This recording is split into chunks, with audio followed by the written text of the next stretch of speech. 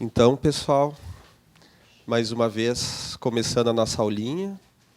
Hoje nós vamos dar início ao quarto tópico do nosso estudo de Joana de Ângeles, deste módulo do Homem em Conflito, né? O quarto tópico, ele fala dos desafios afligentes.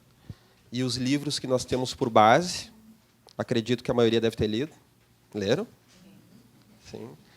São O Despertar do Espírito, capítulo 9, né? O início dele, o subcapítulo Luta pela Vida e depois o subcapítulo Desespero. E também o livro Momentos de Saúde e Consciência, já na segunda parte, que é o Momentos de Consciência, né? Então, onde nós abordamos o capítulo 4, que são os conflitos existenciais, e o capítulo 5, Saúde e Consciência. Na aula de hoje, nós vamos nos ater um pouco mais no despertar do espírito, para na aula seguinte, no resto da leitura. Bom, nós vemos que logo no início, a Joana traz uma importante constatação, né? Ela fala que o simples existir já se configura, né, um grande desafio psicológico do ser. Que no nosso nível evolutivo, que é um dos níveis muito importantes que ela coloca, que é o nível da aquisição da razão, que vai nos facultar, então, um livre-arbítrio relativo, mas que vai ficando mais pleno conforme nós evoluímos e vamos vencendo, então, os condicionamentos orgânicos, os condicionamentos sociais, as imposições do meio. Quanto mais o espírito evolui moralmente, intelectualmente, ele vai rompendo a predominância dessas influências condicionantes e aquele nosso livre-arbítrio, que até então é muito pequeno, esse livre-arbítrio relativo, ele vai se tornando, a cada passo, um pouco mais pleno. Até o momento que o ser desperto, o ser já consciente, mais vinculado ao bem do que aos instintos primários, ele vai conseguir, dentro da sua encarnação, aonde quer que for essa encarnação, sobrepujar essas influências do meio. Porque nós sabemos que, por uma necessidade evolutiva, nós vamos nascer justamente naqueles locais onde estão as questões de desafio para a nossa evolução. São aquelas questões que nós ainda estamos presos a ela. Como muito bem o Livro dos Espíritos coloca, né? Então, uma pessoa com uma tendência ao crime, ela provavelmente irá reencarnar no local onde isso seja incitado novamente, a fim de que ela possa se utilizar e desenvolver a capacidade, a ferramenta da vontade, e então aquela influência que por um momento ela é muito profunda, aos poucos, conforme o seu enfrentamento, ela não vai lhe arrastar com tanta força. E vai chegar um momento, superando algumas reencarnações neste contexto, que o espírito ele já não é mais tocado por esse tipo de provação, como essa do exemplo. E tantos outros que podemos levantar. Ele já não é mais tocado por esse tipo de provação, o que lhe dá capacidade de reencarnar aonde for necessário, seja na pobreza, na riqueza, que esses desafios naturais dessas condições sociais já não vão ser mais tão fortes, né? Que ele vai conseguir não apenas passar por aquilo, porque talvez ele já não tenha mais necessidade de passar por aquilo, mas ele pode vir numa encarnação para auxiliar outras pessoas, como os missionários, né? Um exemplo disso nós temos no livro Renúncia. Vocês leram Renúncia? Em que nós temos ali aquela personagem, né, Alcione, que reencarna, então, novamente, ela não tem mais a necessidade de reencarnar na Terra.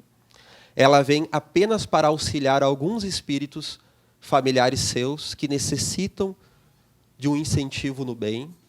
A princípio, o Pollux, né, que era um amor dela, de vidas passadas, ele tão na sombra e ela tão na luz, mas mesmo assim eles têm uma relação muito profunda de amor entre eles, né? Então ele pede pelo auxílio dela, logo no início do livro, e ela vai reencarnar, então, movida pelo chamado dele, mas contribuindo para ele e para toda uma série de espíritos que estão ali reencarnados naquele momento na Europa moderna. E nós vemos que, ainda antes de reencarnar, um espírito ainda mais elevado que ela avisa: tu toma cuidado com isso, porque reencarnar num planeta de provas e expiações, como é a Terra, o espírito, ao adentrar na carne, qualquer espírito, até mesmo os mais evoluídos, ele se encontra, como dizem os espíritos, né, como em meio de uma névoa. A própria encarnação é constritora das percepções espirituais.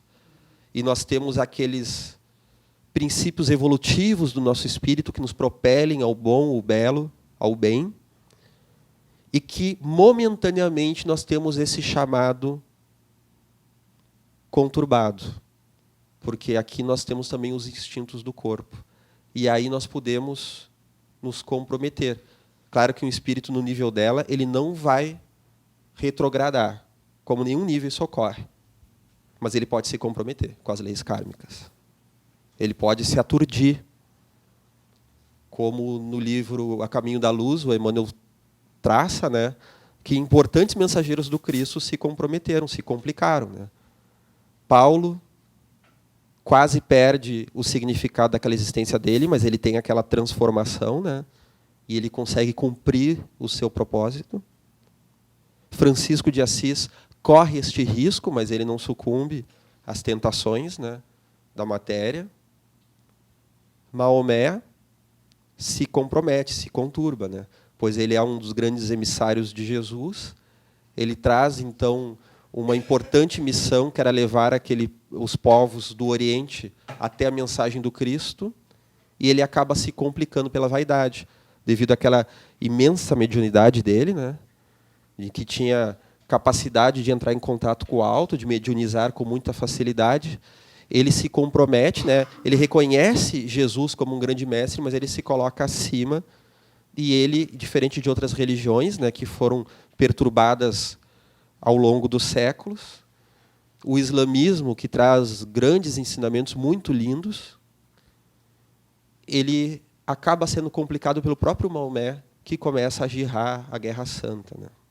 Então nós vemos que o simples existir é um grande desafio. Mas nós temos, diante desse existir, um elemento, uma peça-chave, que sem ela a vida pode parecer ilógica.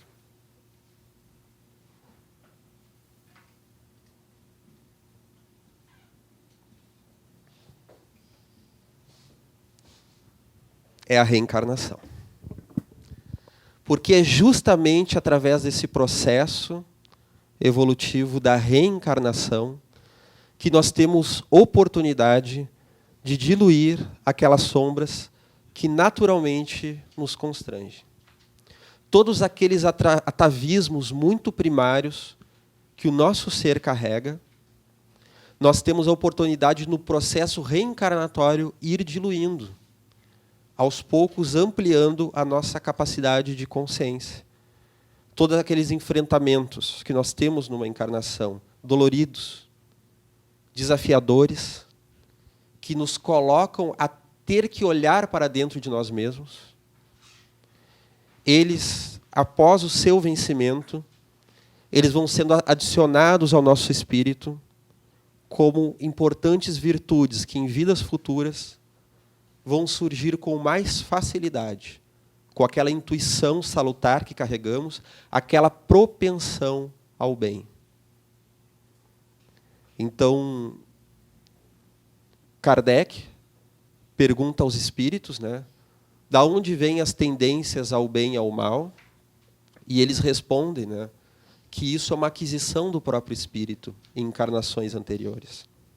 A tendência ao bem, ela se dá justamente por um conflito emocional, por um conflito social, psicológico, que foi vencido, em que o ser ele consegue se superar diante daquilo.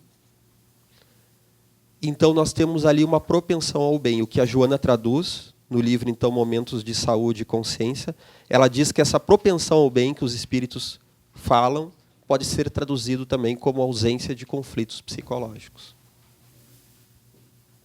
E aí nós paramos para olhar para dentro e pensamos, mas são tantos conflitos, né?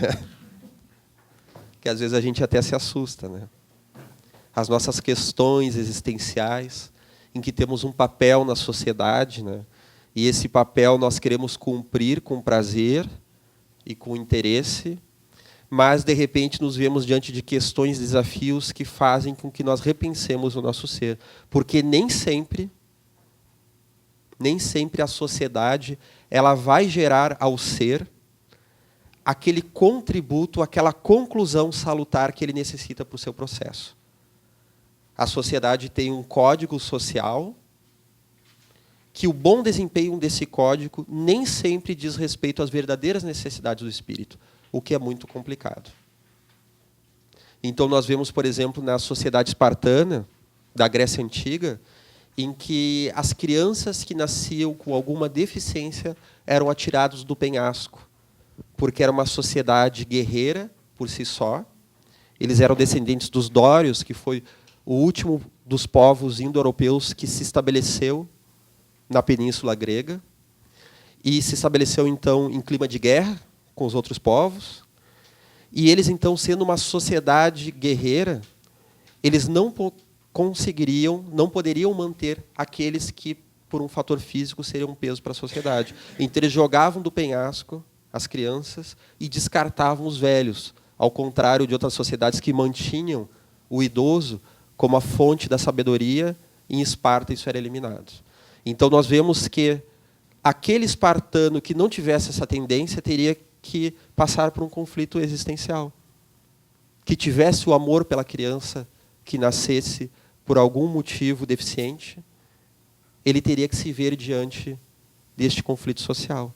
Como nós vemos também no Brasil colonial, em que nós temos vários tipos de sofrimentos afligentes. Selecionando 2 aqui, nós temos, por exemplo, o de nascer na escravidão, a pessoa que nasce ou com a pele parda, com a pele negra, jogado à escravidão, e um tipo de conflito, talvez ainda mais complicador do espírito que ali está, que é o do escravizador. Daquele que nasce numa posição social onde o que é esperado dele é escravizar o outro e tratar com violência, o que pode fazer com que aquele espírito se comprometa por muitas encarnações. Então, qual é a situação mais complicada? Aos olhos da carne, é o que passa pela dor da escravidão, né? Aos olhos do espírito, essa dor, claro que ela é contabilizada, mas há um desafio ainda mais delicado, de ser colocado, então, um legado, uma herança financeira, uma herança cultural, na mão do espírito, e ele ter que agir diferente. Então, nós temos muitos casos, né, daqueles que se utilizaram da desculpa social para instalar a chibata nas costas dos outros, e nós tivemos aqueles que tiveram que enfrentar esse conflito, né? O próprio espírito Miramês de Oviedo, que deixa sua psicografia através do médium João Nunes Maia, ele era um espanhol que lutou contra a escravidão. Ele tinha uma propensão natural por amar os escravos, por amar aqueles que sofrem, por amar os índios.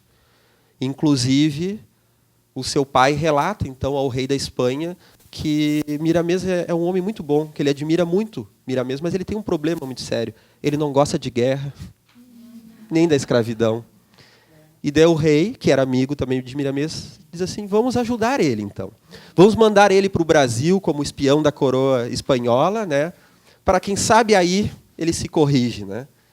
E ele, então, que era aquele jovem do Evangelho, naquela passagem em que ele pergunta a Jesus que ele já ama os pais, ele já é piedoso, o que lhe falta para seguir, né, Jesus? E Jesus diz, dá dos teus bens e me segue.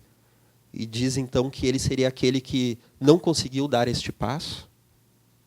Não porque esta é a única condição, porque tem pessoas que muitas vezes dentro da fortuna material, elas têm uma missão ali de saber empregar essa fortuna para o bem da humanidade, né? Mas que para ele era um desafio. Jesus, percebendo os seus conflitos íntimos, consegue compreender que ele era muito apegado e ele não consegue dar este passo adiante. E depois ele é reencarnado como Miramês, mais de 1500 anos depois, ele consegue dar este passo, né? Inclusive, ele ouve uma voz, que é a voz de Jesus, né? Através da clareaudiência, que convida ele a dar esse passo, a dar de tudo que ele tem. Ele vem para o Brasil, então, ele doa a sua fortuna, e ele vai, então, fazer o bem, vai se dedicar ao próximo, né? Através da caridade. Esse era o desafio dele, que não foi compreendido socialmente. Nós vemos que Bezerra de Menezes, por exemplo, assumindo o espiritismo, ele passou pela incompreensão de muitos, passou, inclusive, pela incompreensão dos seus irmãos, que, fiéis ao catolicismo, não souberam compreender essa mudança da vida de Bezerra e destituem ele como irmão, dizem que eles não são mais irmãos dele. Então ele teve que assumir isso e calar fundo essa dor que ele teve, né? De amar os seus irmãos, mas seguir naquilo que ele achava ser o mais correto. Então nós vemos que a sociedade, ela não gera necessariamente aquilo que o espírito precisa para evoluir. E em outras aulas, né, se eu não me engano, na primeira ou segunda aula, nós falamos sobre uma das crises da pós-modernidade, que é justamente a ausência de ritual que auxilie ao ser se identificar e se refletir. Antes nós tínhamos os maiores rituais da passagem da infância para a vida adulta, como o bar mitzvah, como o baile de debutantes, os rituais do casamento, né, que ajuda a pessoa então a simbolizar uma nova etapa da sua vida, e que nós sabemos que o ritual por si só não tem poder nenhum, né? Tem pessoa que casa em palácio maravilhoso e não consegue internalizar aquela relação, né? Mas aquele ritual oferece, pelo menos à pessoa, uma simbolização. E que nas tradições antigas, dotadas de rituais, essas simbolizações são muito presentes, né? O detalhe é que essas simbolizações, por exemplo, nas tribos indígenas, elas auxiliam o ser a passar por uma simbolização maior. Mas tem um detalhe nisso. Não em vias do caminho espiritual. Em vias de cumprir o papel social. Em vias de auxiliar o sujeito a ocupar o seu lugar na tribo, na cultura, no meio, na família, na sociedade. Ou seja, naquele tipo de sociedade psicologicamente muito indiferenciada ainda, com todos os seus louvores, com os seus ganhos, né, da cultura indígena, mas ainda num processo espiritual ainda um tanto indiferenciado, o rito vai ajudar o ser a ocupar o seu lugar na sociedade. O que já não serve para o espírito. Então, esta crise da pós-modernidade, ela corresponde também ao nosso estado atual de aquisição da razão, em que nessa aquisição da razão, o ser passa por uma deflação do ego, pela angústia do não saber, de perder algumas referências que até então lhe dava segurança, mas lhe dava segurança de uma forma infantilizada, daquele que lida com um pai, com uma mãe que lhe diz o que é o bom, o que é a verdade, e de não ter que se questionar, apenas obedecer. E ele adquire a razão de buscar, sim, esse bom, só com uma nova roupagem, porque talvez a antiga já não lhe sirva mais. E o lidar com a razão é um grande desafio. Ciclos na humanidade que, antes do Espiritismo, houve toda aquela rejeição com todo o surgimento da ciência, né? Da máquina a vapor e os iluministas e tantas coisas que surgiram, houve aquela rejeição completa à religião. E, por tabela, a Deus, né? Porque Deus, podemos dizer, corrompia, a religião corrompia Deus, né? Naquele entendimento que dava para a sociedade. E aí houve aquela rejeição e abriu o caminho para racionalismo e do racionalismo para o espiritismo, que foi uma doutrina religiosa racional. E agora parece que está havendo uma modificação disso aí. Tá? Então, eu acho que é um outro ciclo. Não sei se falaste da... Faz bastante sentido, justamente isso, né? Por causa que nós estávamos acostumados a receber a religião de uma forma infantilizada, o que não combina com o advento da razão, né? Então, aquela oposição entre ciência e religião, né, que se dá no século XIX, muitas vezes a gente acha que é no século XVII, né? Na verdade, vem com o cientificismo no século XIX, né? Essa oposição, ela tem um sentido psicológico, né? Justamente como foi colocado, né? Muitas descobertas, né, que houve no século XIX, realmente é o chamado século das luzes, né, do surgimento da psicologia, da psicanálise, a química e a física dão um salto, né. Nós temos a segunda revolução industrial, o surgimento então do navio a vapor, da lâmpada elétrica, também da utilização dos gases então para gerar energia. E justamente esse século das luzes, ele leva então a uma inflação do ego da consciência, onde se acredita, né, que a consciência ela é plena, tanto que o ser humano nessa época está achando muitas vezes, né, que a ciência dentro em breve solucionará todos os mistérios, né? O que nós vemos que é uma falácia, né, que nós temos inúmeros mistérios dentro do nosso próprio planeta, não precisa nem falar do universo como um todo, né? As dimensões que compõem o nosso planeta já trazem inúmeros mistérios e que a ciência pode sim crescer e se desenvolver e adquirir muita consciência, mas não a totalidade. E esse século das luzes ele é interrompido por uma grande inconsciência que há no início do século XIX, que é o século da brutalidade, que inicia justamente com a Primeira Guerra Mundial, o século XX, né, desculpa, que é o século da brutalidade, né, que ele começa justamente com a Primeira Guerra Mundial, 1914, e seguido então da Segunda Guerra Mundial.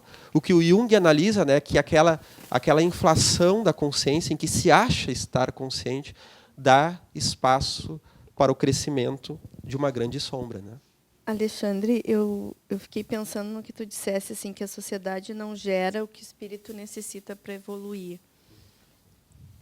Ligado à questão da inflação do ego, assim, e a história que tu contaste do Miramês e do Bezerra, né, do Dr. Bezerra.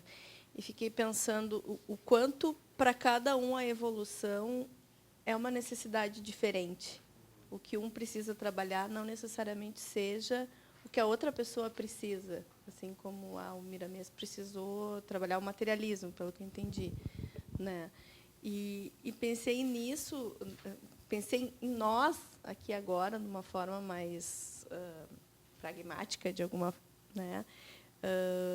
Em como às vezes isso acontece na vida da gente, esse processo de individuação linkado a gente questionar as crenças familiares, os padrões familiares, aquilo que estava instituído como é o certo, porque tu falaste de base, de referência, né, e que a gente tem que aprender a caminhar sozinho, a pensar, a se conectar com o seu próprio espírito e poder tomar decisões que não sejam baseadas nos padrões e nas crenças aos quais a gente, por toda esta nossa reencarnação, a gente viveu, né, que a gente tem que poder questionar. Não tem uma resposta a essas coisas. Isso que está trazendo é muito interessante, né? Que cada um tem a sua vivência, cada um tem uma necessidade de aprender algo que difere do outro, né? Em termos gerais, nós temos aprendizados em comum.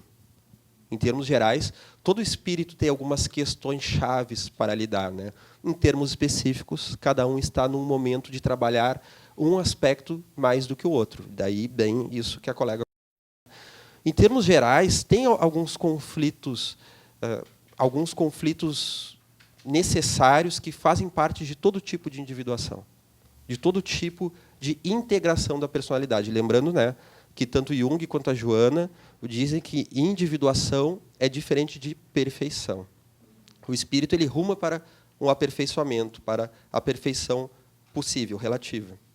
Já a nossa individualidade, ela pode se individuar nessa presente encarnação, mesmo que tenha muita coisa ainda para fazer em termos espirituais, né? Que é integrar aquilo que nós vamos integrar nessa vida. Dentro dessa integração, sempre haverá uma categoria de conflito, que é a diferença entre a necessidade coletiva e a necessidade do inconsciente. Adaptação externa e adaptação interna. Essas duas etapas. Então, nós, na nossa adolescência, temos aquela necessidade de pertencer ao bando, adaptação externa, e isso é necessário para o espírito, que nós possamos viver em sociedade, porém, uma adaptação totalmente externa, ela não serve ao que o espírito necessita. E aí vem esses conflitos, como nós citamos antes, né? De Bezerra de Menezes, de Miramês, há também o de Kardec, há tantos outros exemplos, né, que poderíamos citar. Porque é necessária essa adaptação externa, mas ela não pode roubar espaço de uma segunda etapa, que é a adaptação interna, que é as sementes que nós carregamos no nosso inconsciente. Lembrando, né, que o termo inconsciente da psicologia, isso nós vamos relembrar várias vezes, né, diz respeito, a Joana utiliza aquela terminologia junguiana, de que o inconsciente não é um depósito caótico de pulsões, conforme Freud coloca, né. Para Jung, ele tem uma percepção diferente, né, que o inconsciente ele é teleológico, ou seja, ele é dotado de sentido, que leva o ser humano à integração da sua psique, para uma integração dos fatores que estão ambíguos dentro de nós. Então, é um inconsciente sábio. Então, nós temos não só a necessidade de adaptação externa, como a necessidade de adaptação interna. E, muitas vezes, essa necessidade de adaptação interna, ela vai nos levar por caminhos inesperados, diferentes daquele herói social, né? O Jung, ele passa por uma crise muito grande na sua vida, justamente no início da Segunda Guerra Mundial, porque ele, na sua mediunidade, ele capta o processo coletivo, então ele tem visões, muitas vezes, de um mar de sangue invadindo a Europa, e depois isso se segue em sonhos, depois, né, em que ele começa a achar que ele vai enlouquecer. Então, quando começa a Segunda Guerra Mundial, inclusive ele tem um sonho, né, de que ele está nos países nórdicos e que vem um mar de sangue e, de repente, o mar começa a congelar e ele está de barco e ele tem que descer muito rápido, né, pelo mar, né, e para que aquele gelo não atinja ele. E quando estoura a Primeira Guerra Mundial, justamente ele está em viagem e é isso que acontece. Ele tem que pegar o barco e ele volta o mais rápido possível para a Suíça, né, que não estava em guerra. E daí, quando ele se dá conta de que aquelas visões e aqueles sonhos estavam prenunciando o enlouquecimento coletivo, ele consegue perceber que aquela angústia que ele está sentindo não era só dele, era do coletivo. E ele fica aliviado, porque ele achou que ele ia enlouquecer. Então, ele fica aliviado com o início da Primeira Guerra Mundial, né? Mas uma brincadeira, né? Ele sofre também, né, pelas consequências disso, né? Tanto que ele tem que passar por um processo de reencontro da sua alma, de reencontro da sua individuação, que ele faz um trabalho artístico e mediúnico, que é o livro vermelho dele, né? Que não é um livro teórico, não é um livro acadêmico, mas um livro de reflexões dele, de imaginações ativas, e hoje nós estamos estudando que se trata também de processos mediúnicos. E que nesses processos mediúnicos, ele consegue ali ter a síntese daquilo que seria depois a sua teoria. Então, uma das coisas que ele traz no livro vermelho é justamente um sonho que ele acorda muito angustiado com aquele sonho, que é a morte do herói. Em que eu já comentei aqui com vocês, né, desse sonho, que ele se vê matando Siegfried, o herói nórdico, e que ele matar este herói significava justamente, como nós falamos na outra aula, né, ele matar aquele mito do ego que ele estava vivendo, já que ele era um homem, né, nos seus 38 anos de idade, muito bem sucedido, famoso internacionalmente dentro da psicologia, já tinha fortuna, já tinha se estabelecido na vida, ele era este herói externo, mas não era necessariamente o que a alma dele veio fazer.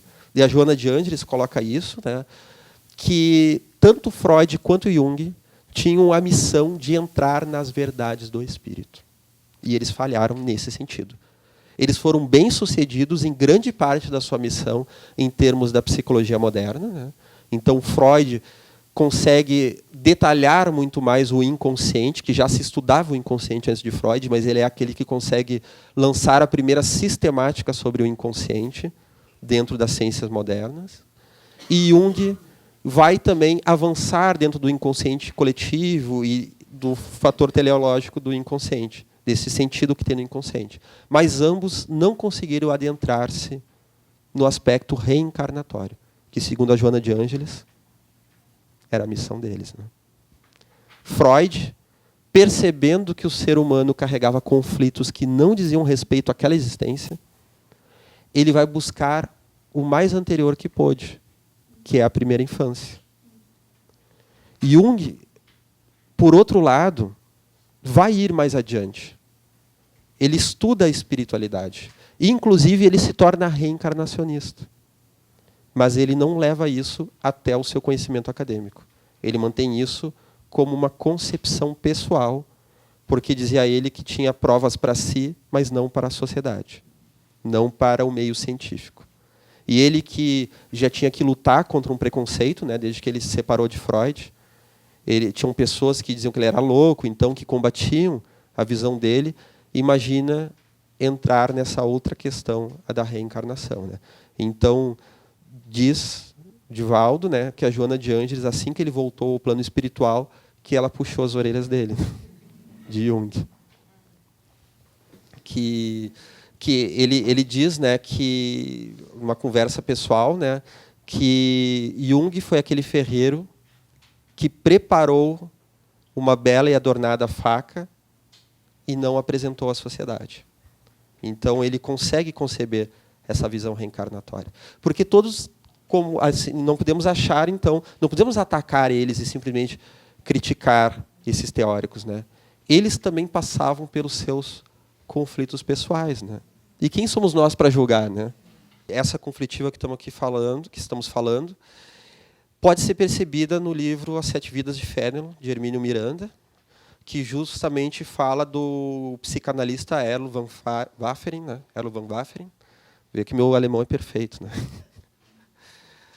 E que ele passa por essas lembranças de vidas passadas, essas reminiscências, e ele, como sendo um discípulo de Jung, ele não consegue se apropriar daquela missão, daquela reencarnação dele, né? Já que ele lembrava de vidas passadas, ele queria ser famoso como psicanalista, e ele gostava da fama, né? Ele queria o mesmo status que Freud e Jung. Então, ele, que era Fénelon reencarnado, o mesmo Fénelon que nós temos no Livro dos Espíritos, no Evangelho segundo o Espiritismo, né? Ele reencarnado, então, para atestar a imortalidade da alma através da reencarnação, pois ele lembra de mais de 7 reencarnações para trás, né? O livro trata de 7. E ele, então, ele não consegue dar o seu testemunho, né? Pois ele tinha medo de ser ridicularizado. Justamente porque Joana nos fala, então, no livro Despertar do Espírito, que nós temos uma luta sendo travada dentro do nosso ser, que são das propensões naturais do espírito, que se traduz pelo gosto do bom e do belo, dentro da ética, dentro do sentido existencial, dentro da busca da harmonia, da busca do equilíbrio, essa propensão ao bom e ao belo, que é oposto ao quê? Aos atavismos. Ela coloca isso logo no início do capítulo que nós estudamos, né? Aos nossos atavismos de vidas passadas, como também aos atavismos instintuais que nós carregamos, do nosso instinto animal, que nos levam ao quê? O que esses atavismos nos levam?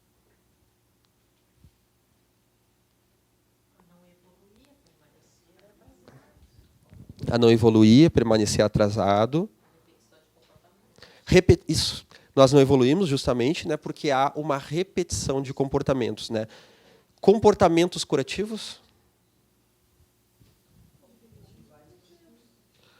Eu digo curativos? Quando falamos desse tipo de atavismos, não, né? Não são, né? Nós estamos falando do medo, do receio. São justamente esses os desafios afligentes. Lutar contra esses atavismos do medo, da culpa, da raiva, da competição que carregamos arraigados em nós. E nós nos damos conta disso, né? O belo que há naqueles baluartes da sociedade, em termos espirituais, agora falando dos baluartes da evolução espiritual, é que eles não negam a sua sombra. Como Sócrates dizia, né, só sei que nada sei, quando o oráculo de Delfos fala então que ele seria o homem mais sábio encarnado na humanidade naquele momento. Ele não nega a sua sombra. Ele não nega as suas angústias e as suas imperfeições.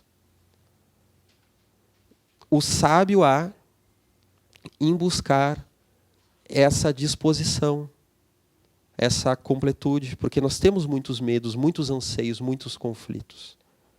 São esses desafios afligentes, que nos afligem, justamente pedindo para que nós possamos olhar para eles. E a Joana de Ângeles fala que ao não olhar, a fugir desses conflitos, nós estabelecemos doenças psicológicas e fisiológicas. Doenças que vão se manifestar na nossa personalidade, em depressão, em síndromes de pânico, em temores maiores, em drogadições. E também aquelas fisiológicas, no desequilíbrio dos neurotransmissores, nas questões da pele, do intestino, do sistema nervoso, seja se manifestando nessa própria encarnação, como gravando no nosso perispírito um conflito que vai se manifestar numa doença genética numa vida futura, em alguma outra dificuldade nesse sentido. Porque são essas questões ainda não diluídas que estamos enfrentando. E conforme o ser se predispõe a encarar as suas questões, ele está obedecendo a uma propensão interna, a um chamado interior, que é a propensão ao bem e ao desenvolvimento espiritual. Nós já falamos várias vezes aqui, né? Assim como nós temos os instintos físicos, que têm a sua necessidade da manutenção do corpo, da alimentação, da sexualidade, da reprodução, da proteção da prole, da luta e fuga. Esses instintos, eles falam da manutenção do corpo, né?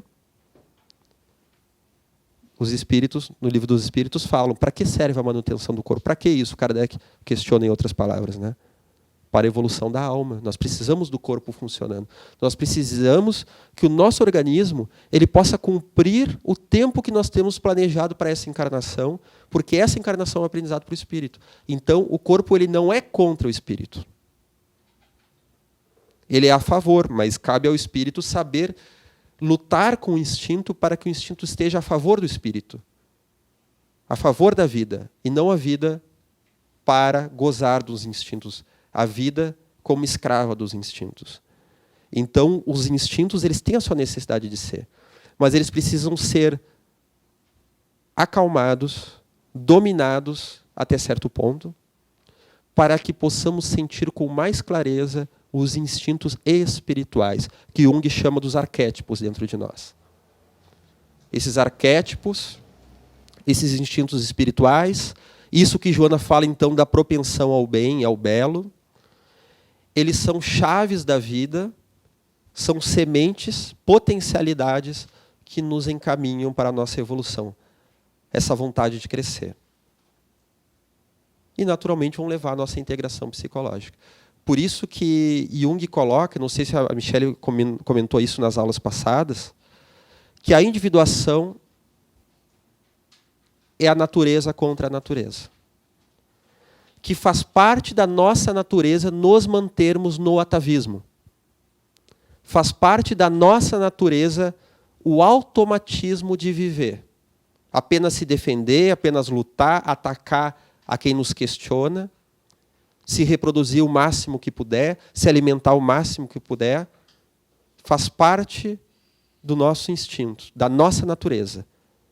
E a individuação que tem que lidar com essas forças e não sucumbir diante dessas forças, diante do que a sociedade espera de nós e do que o inconsciente espera de nós, essa individuação que nada mais é do que uma crucificação entre opostos, entre tendências opostas, para que nós possamos integrar essas tendências numa nova resposta para a vida, né? Ela também é natural. Então, falamos de duas naturezas. Uma que nos leva ao automatismo e outra que nos leva a problematizar esse automatismo e olhar para o conflito emocional para superá-lo. Com coragem, isso dói, esse olhar dói, né? Dói querer se melhorar, mas vai doer igual se a gente não se melhorar, porque a gente segue sofrendo, né? É como se fosse o expurgo na matéria, que aí vai desafiar a medicina. Então, é o que eu mais ou menos vejo, porque eu trabalhei dentro dessa parte, da parte hospitalar. Então, se vê muito isso, né? Daqueles que aceitam e aqueles que não aceitam. Né? Então, nesse lado aí, eu entendo como se fosse o expurgo na matéria. Né? Quer dizer que o espírito vai aceitar ou não. E aí vai desafiar a quem? No caso, o outro lado da ciência, da medicina, no caso, né? Até da parte da indústria farmacêutica também, né? Então, é que eu estou entendendo essa... Nesse caso, o expurgo na matéria, né, que a colega colocou muito bem, de uma doença que se manifesta e que se impõe, vai desafiar, sim, o espírito, porque talvez o espírito não consiga afastar a doença física. Porque, como nós vemos, né, o livro do Espírito nos coloca que há dois tipos de sofreres, né?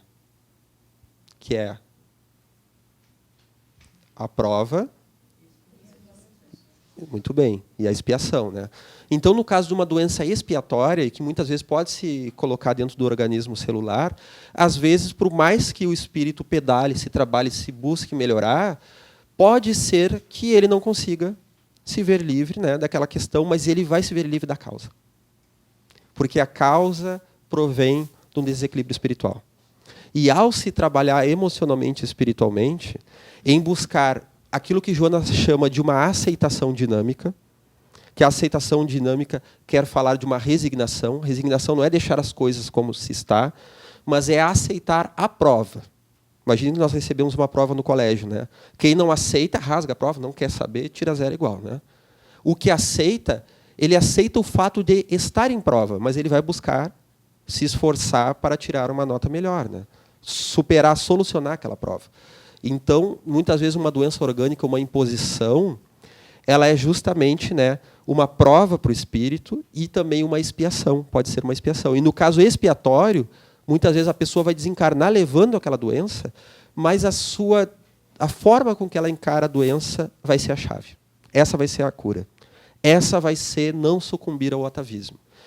Porque nós temos aqueles que aceitam uma doença, se permitem chorar, se permitem sofrer, chora aquela doença, reflete sobre aquilo, e é justamente nesse burilar que a pessoa, às vezes, vai trabalhar uma propensão ao narcisismo, ao egocentrismo, à violência física. Lembro de uma pessoa que conheci, né, um amigo que tinha uma doença muito delicada, né, e que, certa vez, quando eu fui visitá-lo no hospital, na noite anterior, eu tive uma vivência espiritual em que eu via ele na cama do hospital, mas ele, ao contrário de ser aquela pessoa franzina, adoentada, numa doença terminal, era um homem fortíssimo, uns 2 metros de altura, um alemão daqueles criado a Todd, né? E que gritava de raiva, com violência, né? Exigindo de todos à sua volta e impondo as suas necessidades. Então, muitas vezes, está se trabalhando um orgulho de uma vida passada. Aquelas pessoas que buscam o bem e o belo apenas no sentido fisiológico, apenas no sentido da matéria, do visual. E acabam, às vezes, vivendo uma falácia, vivendo um mito, né, de que são imortais, de que tudo é bom desde que se esteja na saúde, e acabam alimentando fatores que até podem ser fruídos. A pessoa ter um bom corpo físico, se alimentar bem, cuidar do corpo, cuidar da beleza, até pode servir, não há problema. Mas, às vezes, a pessoa elege isso como o único fator existencial importante, e aquilo só funciona num contexto. E o espírito, ele carece de ferramentas que funcionem num contexto de evolução da alma. não apenas num contexto apenas específico. Esses podem ser aprisionantes. Então, a pessoa ela é feliz enquanto ela frui da beleza, e depois ela acredita que não tem valor existencial quando perde essa beleza. Então, nós temos aqueles casos de mulheres que fazem uma quantidade enorme de cirurgias e depois vão parar num coma, vão parar num choque anafilático, vão parar numa reação do organismo que lhes infelicita e lhes impede de fruir. Então, toda dor ela tem um significado, né? E nós temos que ter um cuidado, que nós temos o costume, o atavismo de, certo ou errados, mas nos achando certos e nos achando injustiçados, transformarmos a nossa frustração em chicote da consciência alheia. Quantas vezes, acreditando estar certos e injustiçados, nós nos damos o direito de atacar e de violentar. Enquanto, nas palavras do espírito Carlos, no livro Gotas de Ouro, do médium João Nunes Maia também, né, ele nos fala que para nós contradizermos, nós temos que estar muito bem equilibrados internamente. Porque quando nós temos que contradizer alguém, e isso às vezes se faz necessário, rapidamente nós transformamos isso numa arma de agressão, mesmo estando com a razão. E aí nós nos perturbamos no nosso equilíbrio espiritual. Então nós temos que estar muito equilibrados para fazer isso de uma forma construtiva, plantando uma semente, educando talvez aquela pessoa que nos parece estar equivocada, e nós temos que talvez colocar um obstáculo, porque aquilo vai ser salutar àquela pessoa.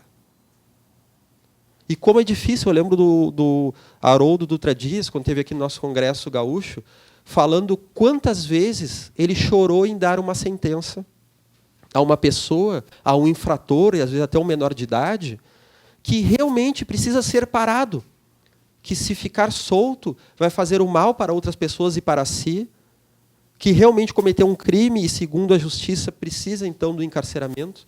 Aquilo é salutar para ele, para que ele possa rever os seus conflitos, mas ele chorava por ver a pessoa tendo se colocado nessa situação. E quando nós lidamos com os tiranos da política mundial e local, muitas vezes nós odiamos. E nós temos nós espíritas, então, que falamos tanto da luz, que falamos tanto do bem, do amor e do perdão, nos permitindo odiar aqueles que são nossos irmãos, aqueles que podem realmente estar se equivocando e fazendo mal, mas que um dia serão seres plenos em evolução. Já paramos para pensar nisso? Que um dia serão seres plenos? O próprio Judas reencarnou como Joana d'Arc e se tornou um ser pleno.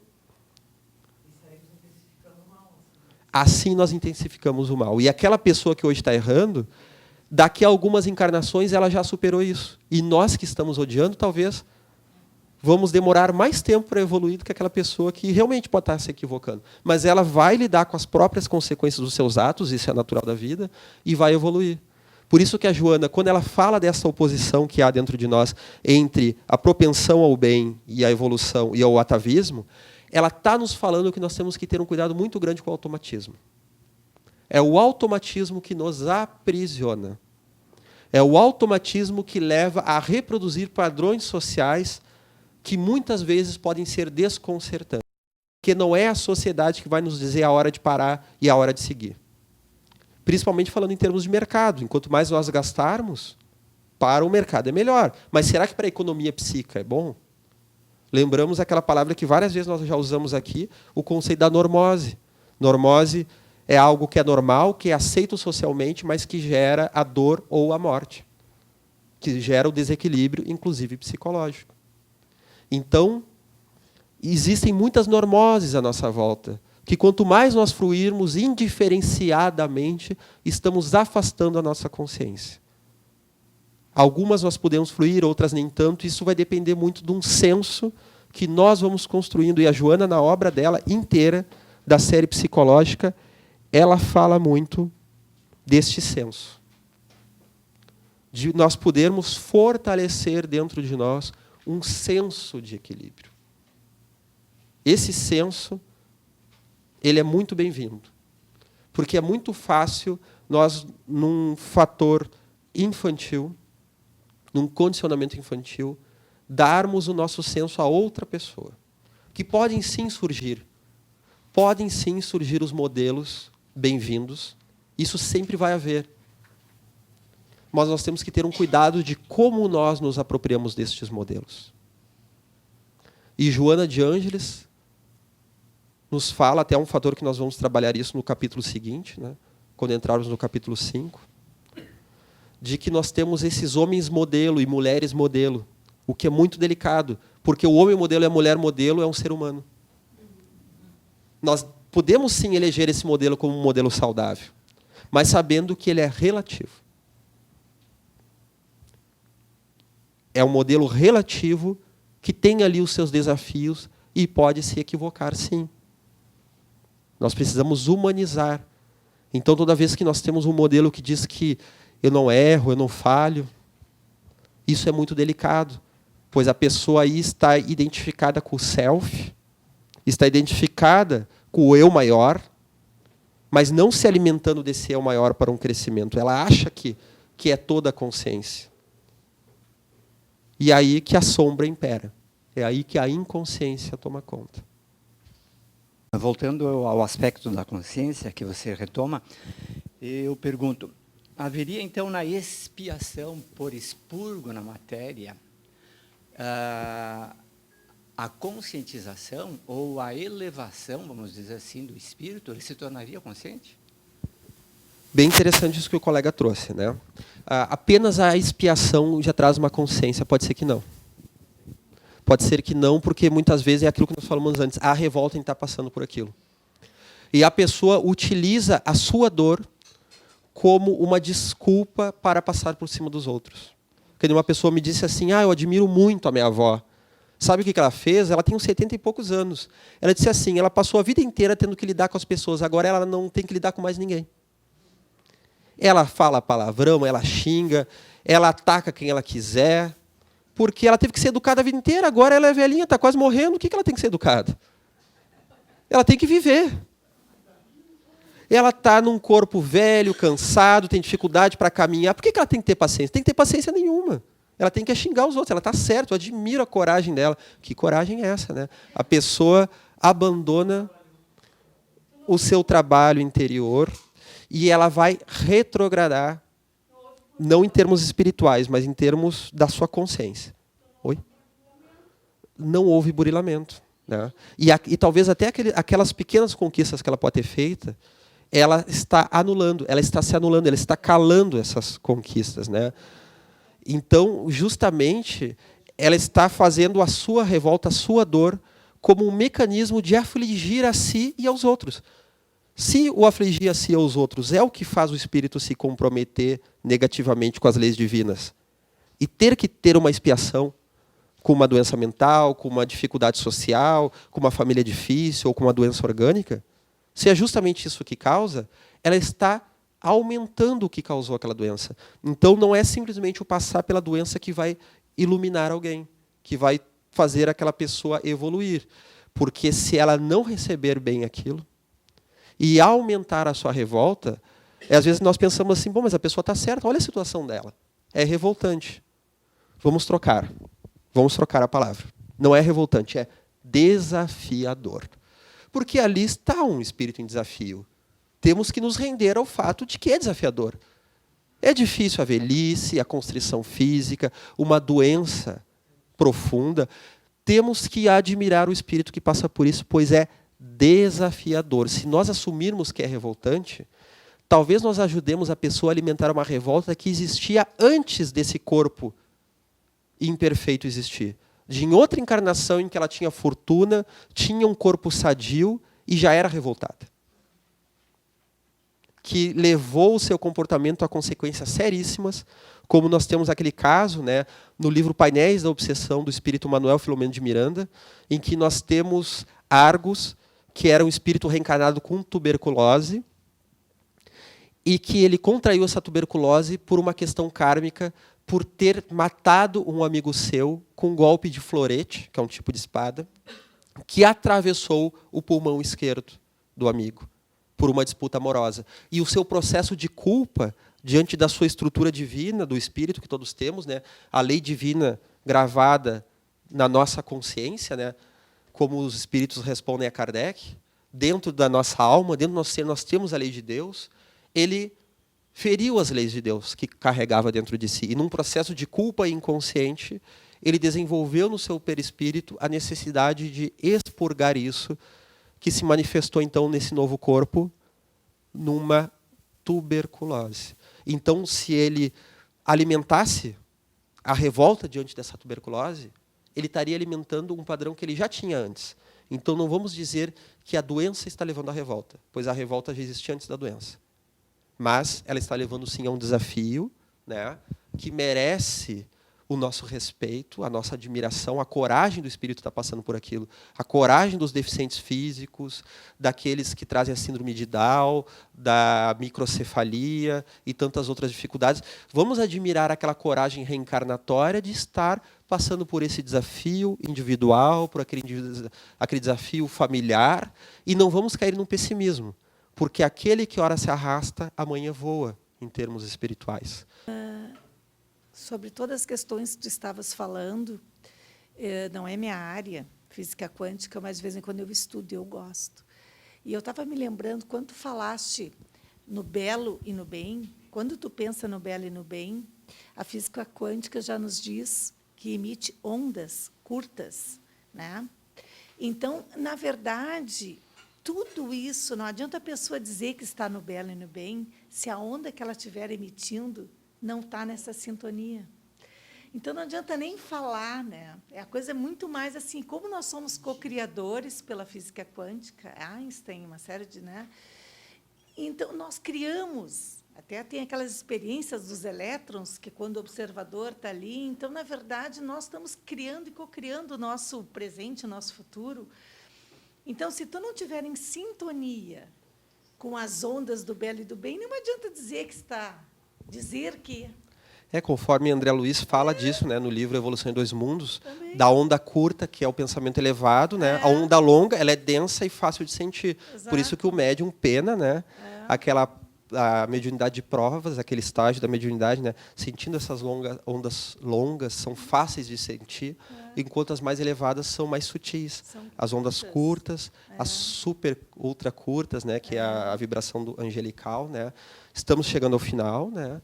Então, lembrando até isso que a colega colocou, isso nos tranquiliza, porque talvez a nossa consciência não dê conta de todos os conflitos que vivemos, de todas as conclusões salutares, não tem problema.